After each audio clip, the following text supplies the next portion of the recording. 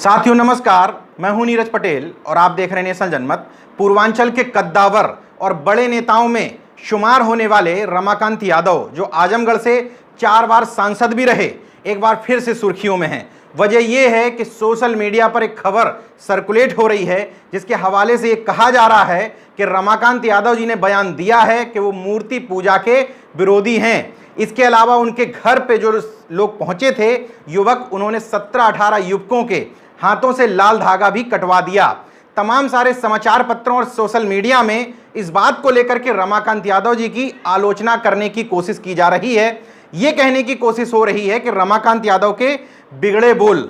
मैं ऐसे लोगों से सवाल करना चाहता हूं कि रमाकांत यादव जी ने अगर कहा है कि मैं मूर्ति पूजा का विरोधी हूं और उनके बोल अगर बिगड़े हैं, तो इससे पहले तथागत बुद्ध, संत कबीर, संत रविदास, गुरु नानक देव, ज्योतिबा फूले, सावित्रीबाई फूले, पेरियार रामास्वामी नायकर, महामना रामस्वरूप वर्मा, बाबू जगदेव प्रसाद कुशवाहा, पेरियार ललई सिंह यादव, राहुल सांकृत्यायन, संतराम बीए प्रजापति समेत एक लंबी विरासत रही है जिनको अपने देश में महापुरुष भी माना जाता है। उनकी जयंतियां भी मनाई जाती हैं। यहां तक कि प्रधानमंत्री नरेंद्र मोदी ज्योतिबा फूले की जयंती पर खुद उनको शुभकामनाएं देते हैं। गूगल सावित्रीबाई फूले की जयंती पर अपने डूडल को चेंज करके सावित्रीबाई फूले जो शिक्षा दे रही हैं उस तरह का चित्र गूगल में अंकित कर देता है। यानी कि इन सारे महापुरुषों की स्वीकार्यता भारतवर्ष में है, तो स्वाभाविक है कि इनकी स्वीकार्यता है तो इनके विचारों की भी स्वीकार्यता होनी चाहिए। जो कहा है रमाकांत यादव जी ने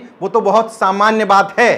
पेरियार रामास्वामी नायकर, महामना रामस्वरूप वर्मा और ज्योतिबा फूले अपनी गुलामगिरी में जिस तरीके से पाखंड, अंधविश्वास और धार्मिक कृतियों पर हमलावर होते हैं, उसके मुकाबले तो इन्होंने कुछ भी नहीं कहा है। इसके अलावा संविधान का आर्टिकल 51A का जा देश के नागरिकों से अपेक्षा करता है कि वह लोगों के अंदर वैज्ञानिक चिंतन और मानववाद का प्रचार प्रसार करते हुए शिक्षा को आगे बढ़ाएंगे, ज्ञानार्जन की भावना में सुधार करके विकास करेंगे। और देश की सरकारों से भी यही उम्मीद की जाती है। सरकारें भले ही पाखंड और अंधविश्वास को बढ़ावा देने के लिए काम करें, लेकिन देश का संविधान देश के नागरिकों से जो अपेक्षा करता है, देश के संविधान की प्रस्तावना में जो एक शब्द लिखा हुआ है धर्मनिरपेक्ष, उसका यह भी एक मतलब है कि देश में विभिन्न धर्मों के लोगों को उनका धर्म मानने की छूट और आज़ादी दी जाएगी। इसके अलावा यह भी अपेक्षा की जाएगी कि अगर कोई व्यक्ति कोई धर्म नहीं मानना चाहता है, उसके लिए भी उसको स्वतंत्रता रहेगी। यानी कि अगर इस देश में रहने वाला कोई व्यक्ति खुद भी अधार्मिक होकर के रहना चाहता है, मानववाद को मान करके रहना चाहता है, तो उसके लिए कोई भी सरकार उसको धर्म मानने के लिए बाध्यकारी नहीं कर सकती है। इतना जरूर है कि हमें यह ध्यान रखना होगा कि स्वतंत्रता का मतलब ये नहीं कि हम किसी की धार्मिक भावनाओं को यानी कि किसी के देवी देवताओं को टारगेट करें। पाखंड, अंधविश्वास के विरोध में काम करना संवैधानिक नजरिए से एकदम उचित है। यही वजह है कि महाराष्ट्र की सरकार ने अंधश्रद्धा विरोधी उन्मूलन कानून पारित किया है। रमाकांत यादव जी का इस तरह का बयान सामने आने के बाद धर्म के ठेकेदारों को एक बार फिर से वैसी ही तकलीफ हो गई जैसी तकलीफ उनको सीतापुर से सदर से भारतीय जनता पार्टी के विधायक राकेश राठौर के अंधविश्वास और पाखंड के विरोध में दिए गए बयानों के बाद में हुई थी। इन बयानों से सबसे ज्यादा तकलीफ उन्हीं लोगों को होती है जो धर्म के नाम पर अपनी दुकानें चलाते हैं, धर्म के नाम पर धंधा सेट करते हैं। ये धर्म के ठेकेदार और बिचौलिए कौन हैं? लॉकडाउन पीरियड के दौरान ये बात खुद से निकल करके सामने आ गई, क्योंकि ईश्वर के नाम पर जो लोग बीच में पैसा खाते हैं वो खुद बाहर निकल करके चिल्लाने लगे कि मंदिर बंद होने से हमारी रोजी रोटी का संकट आ गया है और हमें भी मुआवजा दिलवाया जाए। यही वजह है कि बार बार नेशनल जनमत लोगों से अपील करता है कि इन बिचौलियों को पहचानिए और जिन ईश्वर के नाम पर आप महंगे महंगे सामान, महंगे महंगे गहने, आभूषण और पैसे मंदिरों में चढ़ाते हैं, वो आपके किसी ईश्वर के पास न पहुंच करके बीच के बिचौलियों या रॉन्ग नंबर के पास पहुंचते हैं। रमाकांत यादव जी ने जो कुछ भी कहा, मैंने अपने फेसबुक पर उस पोस्ट को लगा दिया। इसके बाद तमाम सारे लोगों ने सवाल उठाए। रमाकांत यादव जी की कुछ पुरानी तस्वीरें मुझे भेजी और पूछा कि रमाकांत जी खुद मंदिर में दिखाई दे रहे हैं और वो कह रहे हैं कि मंदिर से ज़्यादा लोगों का विद्यालय जाना जरूरी है। तो मेरे मन में भी उत्सुकता बढ़ी और मैंने अनुरोध किया ब्रजेंद्र यादव जी से, जो मेरे साथी पत्रकार हैं, उस समय वो आजमगढ़ में ही थे। मैंने अनुरोध किया कि कम से कम आप एक इंटरव्यू रमाकांत जी का इस बारे में ले लीजिए और उनसे इस बारे में प्रश्न किया जाना चाहिए कि ये तमाम तस्वीरें कब की हैं और ये आपके मन में जो विचार आए इसकी वजह क्या है, सामाजिक परिवर्तन या राजनीतिक परिवर्तन।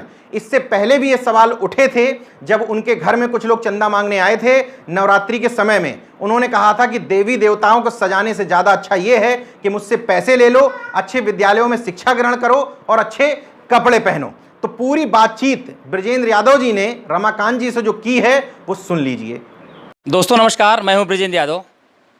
आज हम बात करेंगे नेशनल जनमत के लिए। हमारे साथ हैं 4 बार सांसद रहे पूर्वांचल, शेरे पूर्वांचल रमाकांत यादव जी। इन्होंने अभी हाल में ही कुछ बच्चों को हाथ का रक्षा कटवाया है और उनको पढ़ने की नसीहत दी है। आप लोग पढ़िए, वैज्ञानिक बनिए और आगे बढ़िए।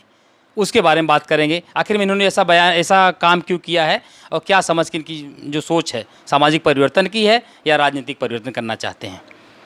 रक्षा कटवाने की जहाँ तक बात है, रक्षा ही नहीं, अभी अगले सावन के महीने में जब ये दुर्गा पूजा चल रहा था तो मेरे यहाँ मेरे क्षेत्र के तमाम नौजवान 15-20 की संख्या में आए और दुर्गा पूजा की चंदा के लिए मैंने कहा बेटा मैं पूजा के नाम पे 100 रुपया नहीं दूंगा, लेकिन तुम लोग विद्यार्थी हो, पढ़ रहे हो, तुम्हें किताब चाहिए, कापी चाहिए, फीस चाहिए, हम देंगे।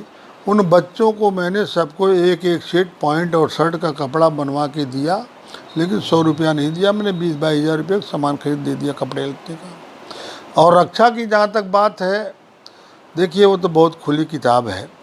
हमारे समाज को जिस तरीके से ये लोग गुमराह करते हैं और ये कहते हैं रक्षा करता है, अगर इस तरीके से रक्षा हो तो मैं समझता हूँ जो आज हमारे देश की समस्या है चीन की सीमा को लेकर के, तो रक्षा पहना के लोग भेज दें वहाँ, रक्षा से रक्षा हो जाएगी। इसलिए मैं जानता हूँ कि हमारे समाज को कुछ पाखंडी गुमराह करते हैं और रक्षा का मतलब होता है जब जिस समय लोग पाखंडी लोग बांधते हैं तो कहते हैं जैन बद्धो राजा बलि दान बिंद्रो महाबलम तेन त्वामी प्रतिबद्धता रक्षा माचला कहते हैं, जिसका मतलब जिस तरीके से बैकवर्ड के राजा बलि को बांध कर गुलाम बना लिया था और उनसे शिक्षा हर पूरी प्रॉपर्टी छीन लिया था, उसी तरीके से आज तुम्हें भी बांध कर गुलाम बना रहा हूँ और अब तुम मेरी रक्षा करोगे, मेरे पीछे पीछे चलोगे। यही है। तो मतलब और ये हाँ, ये एक तरह से धर्म के नाम पर उन्हें डरा देना, उन्हें गुमराह करना।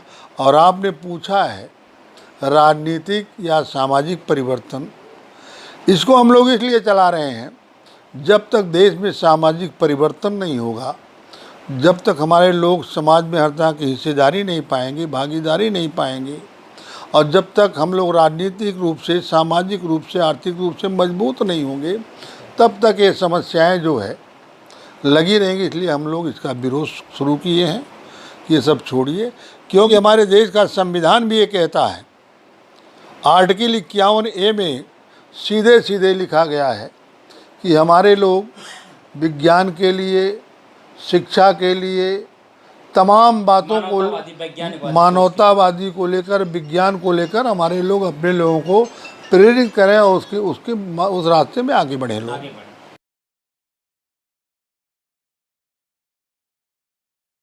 देखिए इस पर तो बड़ी हंसी आती है, इस तरीके से हमारे पिछड़े दलित समाज को ठगा जा रहा है। आपने देखा होगा अगले वर्ष शासनादेश भी, राजआज्ञा भी जारी हुआ था, कांवड़ियों के ऊपर फूल बरसाया जा रहा था हेलीकॉप्टर से। मैंने सुना है, देखा, तो मुझे हंसी आती है कि हमारे इस गरीब समाज को, पिछड़े समाज को इतना गुमराह कर रहे हैं, उनको कमज़ोर करने की साजिश कर रहे हैं, उनको शिक्षा से वंचित करने की साजिश की जा रही है। अगर यही सरकार ये कहती कि जो पिछड़े और दलित समाज के बेटे हैं, गरीब हैं, तो उन्हें हम निःशुल्क शिक्षा देंगे, निःशुल्क रहने की व्यवस्था देंगे, हर तरह की व्यवस्था देंगे, अगर पिछड़े और दलित समाज का बेटा आईएएस क्वालिफाई करता है, पीसीएस क्वालिफाई करता है, आईपीएस क्वालिफाई करता है, जजेज में क्वालिफाई करता है, इंजीनियर बनता है, वैज्ञानिक बनता है, तो उन्हें हम हेलीकॉप्टर से घुमाएंगे, उन्हें पुरस्कृत करेंगे, उन्हें सम्मानित करेंगे, तब तो मेरे समझ बात आती को अच्छा होता। लेकिन इस तरीके से गुमराह करके हमारे बच्चों को गलत तरीके से आस्था का भ्रम फैला करके हमारे बच्चों को कांवर लेकर 1 महीने के लिए भेज दिया जाता है, क्योंकि हमारे लोग अभी शिक्षा से थोड़ा दूरी है। और उसी समय अपने बच्चों को ये लोग विश्वविद्यालय भेजते हैं पढ़ने के लिए। कितना दोनों का मापदंड जो है कितना वो है। अभी रिजल्ट आया पीसीएस का, लाठी चलाने के लिए हमारे बड़े वर्ग में एसडीएम और डिप्टी एसपी बाबू साहब लोग हो गए, ठाकुर साहब लोग, और लिखा पढ़नी करने के लिए 90% पंडित जी लोग हो गए, जजेज हो गए हैं। ये है समस्या। तो मेरा अपने लोगों से केवल यही अनुरोध है, इन पाखंडियों के चक्कर में ना पड़ करके अपने बच्चों को शिक्षा मंदिर में भेजें। इस जो फ्रॉड का मंदिर है, जहाँ गुमराह किया जाता है, जहाँ ठगा जाता है, उस मंदिर में ना जा कर के शिक्षा मंदिर में जाके अच्छी शिक्षा लें, ज्ञान प्राप्त करें, जिससे हमारे समाज पिछड़े और दलित समाज लोग आगे बढ़ें, हर जगह अपनी हिस्सेदारी समझें, हिस्सेदारी लें।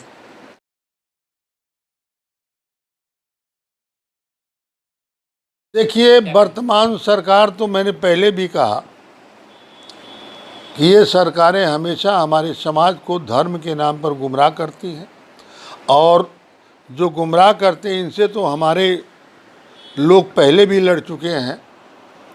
लेकिन हमारा समाज शिक्षित नहीं था, पिछड़ा दलित। लड़ाई तो हमारे समाज के लोग इनके खिलाफ, मूर्ति पूजा के खिलाफ, इन पाखंडियों के खिलाफ, चाहे वो जगदेव प्रसाद कुशवाहा रहे हों बिहार के, चाहे ललई यादव पेरियार रहे हों, चाहे पेरियार स्वामी नायकर रहे हों, चाहे कबीर, चाहे ज्योतिबा जी, चाहे बुद्ध जी, चाहे ये क्या नाम है राम स्वरूप वर्मा जी, तमाम ऐसे लोगों ने इस लड़ाई को लड़ा है। तो मैं तो उनको आदर्श मानता हूँ, इसलिए मैं इस लड़ाई को लड़ रहा हूँ, लड़ूंगा। वो कोई नाराज़ हो, खुश हो, उससे नहीं फर्क पड़ता मेरे लिए।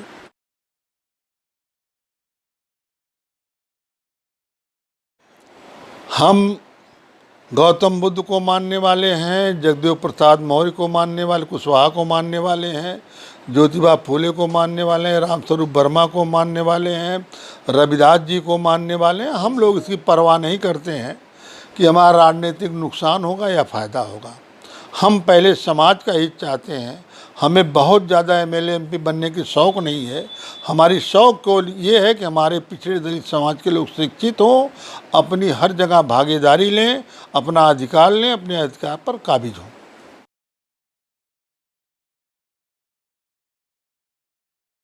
देखिए, जब नहीं जानकारी थी, जो हमारे पुराने फ़ोटो लगाकर लोग वायरल कर रहे हैं, उसके बारे में नहीं। लेकिन अब अगर आपको फ़ोटो मिल जाए मेरा पूजा करते हुए, या किसी मंदिर में जाते हुए, किसी देवता को मानते हुए, तो आप बताइएगा, मैं हर उसके बाद से आपका फोटो अब नहीं आएगा? नहीं, 100% नहीं आएगा। देखिए, फ़ोटो का क्योंकि मैं जानता हूँ। आप 5-6 महीने पहले मेरे पैतृक मकान पर एक सज्जन आए। उन्होंने कहा, माननीय सांसद जी, मैंने बड़ा भव्य मंदिर बनवाया है, फला तारीख को प्राण प्रतिष्ठा होना है, आप आ जाएंगे तो बड़ा अच्छा रहेगा। मैंने कहा, क्या मतलब? उन्होंने कहा, मूर्ति में प्राण डाला जाएगा। तो मैंने बड़े लहजे में कहा कि अरे भाई, जब इतनी बड़ी कला आपके अंदर है, तो मेरे गांव में एक नौजवान अभी 1 घंटा पहले मर गया है, आप चल के उसके शरीर में प्राण डाल दीजिए। उन्होंने कहा, ये संभव नहीं है। हमने कहा, पत्थर की मूर्ति में प्राण डाल सकते हैं, एक शरीर उसमें नहीं डाल सकते हो। अभी मैंने 2-4 दिन पहले एक व्यक्ति से सवाल किया। हमने कहा, जो मंदिर में आप जाते हो, अगर उस मंदिर की मूर्ति कोई चोर अगर मान लो चुरा ले गया, तो उस मूर्ति की रक्षा कोई करने वाला है? भगवान तो कर नहीं पाता, उस मंदिर का देवता। रक्षा कौन करता है? तो उसने धड़ का पुजारी जी करते हैं। हमने कहा, तुम नहीं जानते हो, उस मंदिर की रक्षा न पुजारी करते हैं, न वो देवता करता है। उस जो है मूर्ति की रक्षा हमारे देश का संविधान, जिसे बाबा साहब भीमराव अम्बेडकर ने बनाया है, उस संविधान के तहत थाने पर जाकर के FIR होता है, चोर पकड़ा जाता है, मूर्ति बरामद होती है, मुकदमा चलता है। हमारे देश का संविधान रक्षा करता है, ना कि कोई पुजारी और कोई व्यक्ति नहीं करता है, और देवता भी नहीं कर पाता है। तो ऐसे देवता के सामने हमें घुटना टेकने से फ़ायदा क्या। लेकिन हाँ, ये मामला जो है मैं अपना पर्सनल बता रहा हूँ, इसको पार्टी से मत जोड़िएगा। ये पार्टी का नहीं, आपका पर्सनल ये मेरा पर्सनल है, पार्टी का मसला नहीं, मेरा अपना पर्सनल मामला है। तो अगर आपने मेरा YouTube चैनल सब्सक्राइब नहीं किया तो प्लीज़ सब्सक्राइब कर लें और उस बेल आइकन पर ज़रूर क्लिक करें, जिससे जो मेरे न्यू वीडियो